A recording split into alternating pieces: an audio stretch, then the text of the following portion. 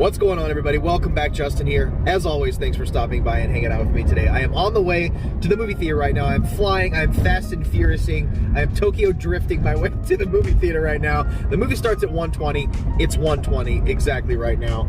I stopped by McDonald's. I'm bringing food into the theater like a white trash because you know what? Maybe I am white trash and that's okay. This is America. I'm on my way to the theater. I overslept. I was editing all night last night. I set an alarm and slept through it.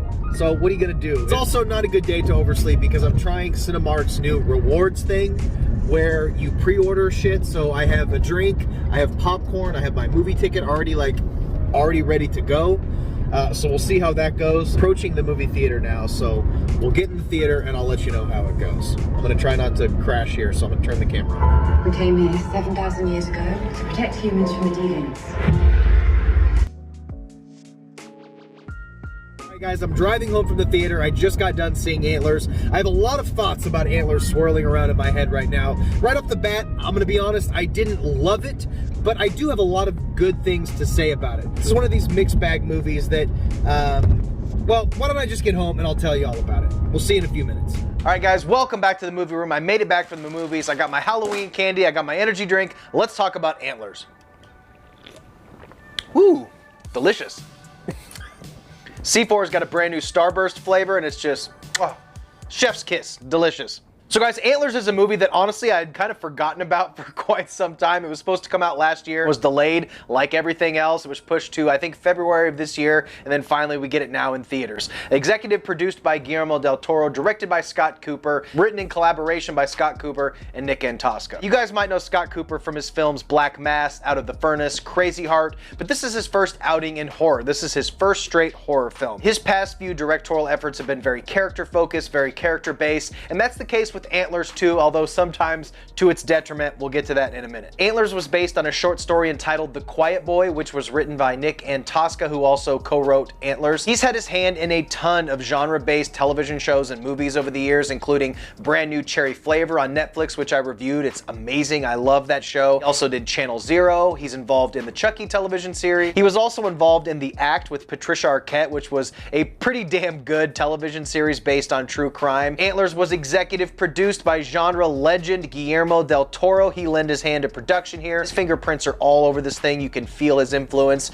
in Antlers. The screenplay for Antlers and the short story that it's based on comes from the Algonquin legend of the Wendigo, which is sort of a human-animal hybrid god cannibalistic creature. It's really crazy. There's been a bunch of movies and television shows that have been based on the Wendigo over the years, including Ravenous and Pet Sematary. The story lends itself to really amazing interpretive creature design, and that's precisely where my complaints begin with Antlers. I wish that the plot and the storyline of Antlers was as strong as its production and its creature design. Antlers starts off pretty strong, but as the runtime continues, the movie starts to fall under its own weight, not quite knowing what to focus on, choosing to divert its attention primarily to the drama between the characters rather than what's advertised in the trailer, which is all the badass horror elements. That's what I was here for, and we do get those, but unfortunately they come in really quick bursts that are sidelined for other things that aren't, in my opinion, as interesting. The movie starts off with a pretty promising setup and opening scene. We have a couple grimy dudes going into this creepy abandoned mine shaft to tend to their good old-fashioned meth lab. Their work is quickly interrupted when an unknown entity attacks them from the darkness. Immediately following this mysterious attack from this mysterious creature, one of the men is overcome with this intensifying sickness. This sickness rapidly intensifies until it completely transforms him into something completely inhuman. For the rest of the movie, we follow somebody close to this quickly transforming person as he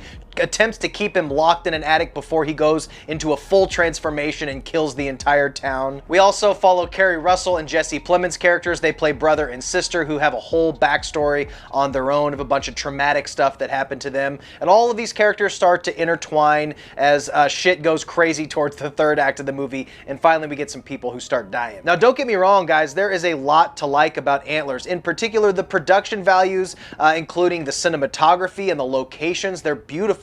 The creature design and the practical effects are awesome. I don't want to understate the use of practical effects. It's something I preach. I always want to see these practical effects, and they're amazing in here. The creature design is wonderful. It looks fantastic. You know, it starts out really well, giving good bones to these characters, but maybe it just spends a little too much time on that. The heartbeat of the movie, which is really the growing threat of the Wendigo, gets sidelined to just short little bursts of action that are short-lived, and the movie sort of peters out to a pretty standard possession monster movie that we've seen many times before. The mystery surrounding all of the events taking place in the movie, we already know as the audience, but the characters don't. By the time the characters are ready to catch up to where we are, they just bring in this dude to give this big exposition dump. By then it's too late in the movie and there's not really enough time to set up anything besides a big standard protagonist big bad showdown, which was cool, but at the end I found myself struggling to care about anything that was happening. I was kind of just ready for it to be over. By the time we get to the end of that second act, beginning of the third act, it has just become tedious at this point, a little repetitive. There's a lot of drama, there's a lot of horror going on, but not enough of each to really hold the weight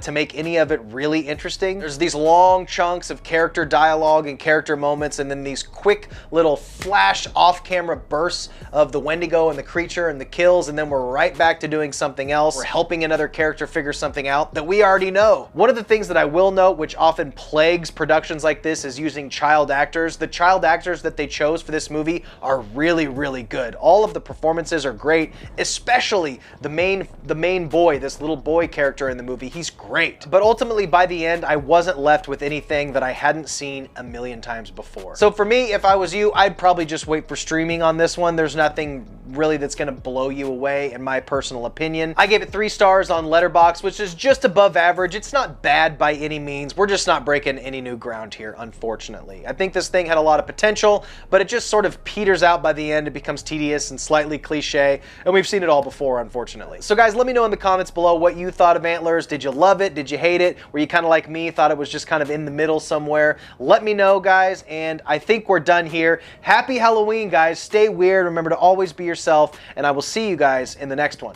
Bye.